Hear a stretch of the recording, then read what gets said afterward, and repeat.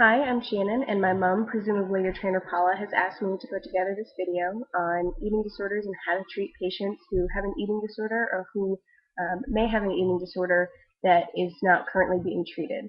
Um, my experience has been as an anorexic, and I guess some of the symptoms that you may have already gone over, things like your hair thinning, and my hair was definitely not this big.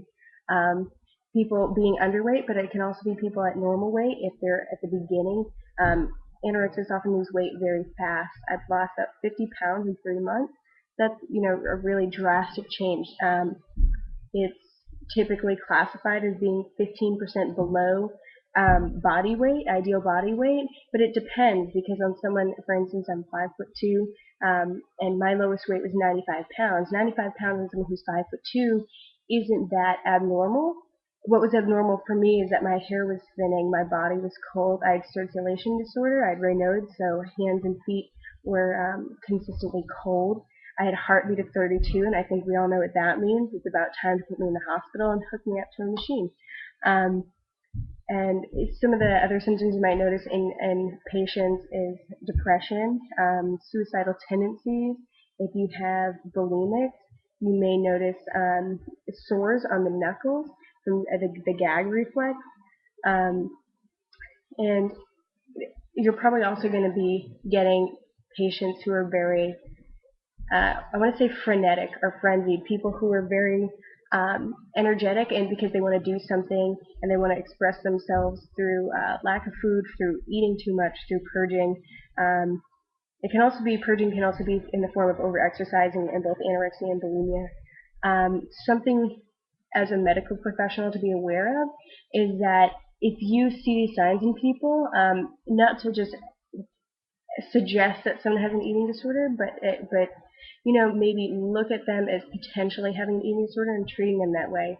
And as someone who has struggled with anorexia and bulimia and binge eating disorder, what I would love to see from medical professionals and from emergency medical professionals is to really have a lot of love and compassion for people who are in that situation, because it's really comes down to a lack of self-love and self-respect and self-esteem. So what they really need is your love, your attention, your compassion, which is what, in my experience, EMS people have always been incredibly good at. And it's also important to make them feel recognized. And if someone has told you that they're suffering or that you knew ahead of time as part of the call that this person has an eating disorder, I would suggest what helped me a lot in recovery, what really turned things around for me was finding the world of holistic health, so connecting the mind, body, and spirit, because eating disorders aren't about so much the food as what's going on in here and what's going on in here. And that really, when I got in touch with my body and learned how to love myself and how to have more compassion for myself and how to forgive myself, that's what helped me out a lot.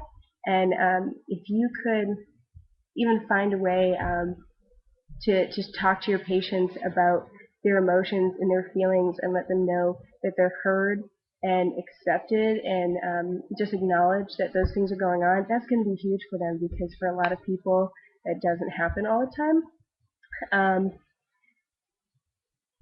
And honestly, that's my best advice, is that to be a listening ear and to give someone all the support that you can give them, even if it's just during a short hospital ride or a short ambulance ride to the hospital, to just be there for them and hold space for them.